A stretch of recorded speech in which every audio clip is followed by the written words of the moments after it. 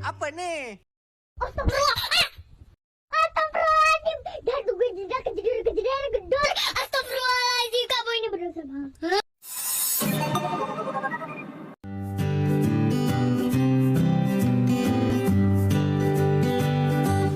Di sini saya akan memaparkan materi mengenai penyukuan suku kata dan pemenggalan suku kata diajukan untuk memenuhi tugas ujian akhir semester atau sering disebut dengan kata UAS, mata kuliah Fonologi Bahasa Indonesia dari dosen pengampu Ibu Astarina Subadri MPD. Maka dari itu, saya mengambil 3 rumusan masalah mengenai penyukuan suku kata dan pemenggalan suku kata.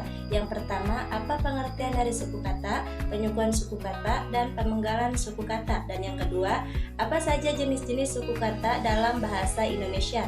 Dan yang ketiga, apa sajakah perbedaan penyukuan suku kata dan pemenggalan suku kata. 1.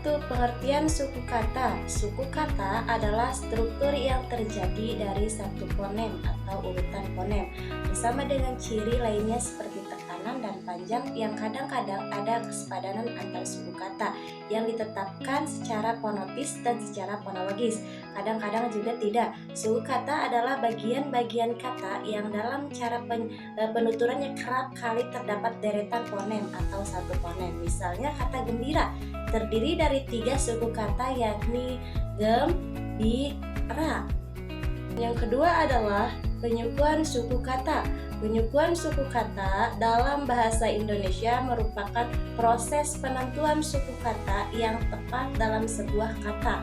Penyukuan suku kata penting untuk memahami struktur kata dan pengucapan yang baik dan benar dalam bahasa Indonesia. 3. Pemenggalan suku kata. Pemenggalan suku kata adalah proses memisahkan sebuah kata menjadi bagian-bagian yang lebih kecil yang disebut suku kata. Tujuannya adalah untuk memudahkan pengucapan atau pemahaman kata tersebut. Ada beberapa hal yang harus diperhatikan dalam pemenggalan suku kata, yaitu yang pertama, apabila terdapat 2 vokal berturut-turut di tengah kata, maka pemisahan dilakukan di antara kedua huruf vokal. Contohnya dalam kata jual. Dan yang kedua, apabila terdapat 2 konsonan berturut-turut di tengah kata, maka pemisahan dilakukan sebelum konsonan yang kedua. Contohnya dalam kata mandi.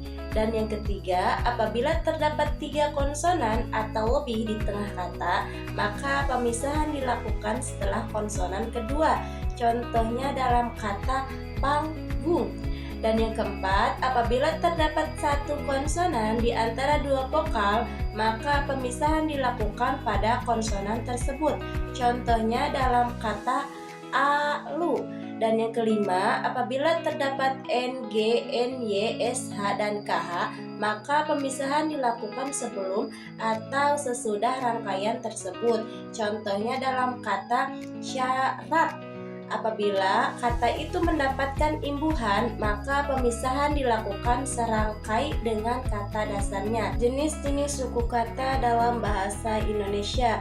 Suku kata merupakan penggalan-penggalan kata berdasarkan pengucapannya dan biasanya terdiri dari beberapa fonem. Suku kata terdiri dari 2 jenis, yaitu suku kata terbuka dan suku kata tertutup. Suku kata terbuka adalah jenis suku kata dalam bahasa Indonesia yang diakhiri oleh huruf vokal. Dengan kata lain, suku kata terbuka tidak diikuti oleh huruf konsonan setelah vokal terakhirnya. Contoh kata dengan suku kata terbuka adalah buku, terdiri dari suku kata terbuka yaitu bu. Dalam pengucapan suku kata terbuka memiliki kecenderungan untuk diucapkan dengan lebih panjang dari suku kata tertutup.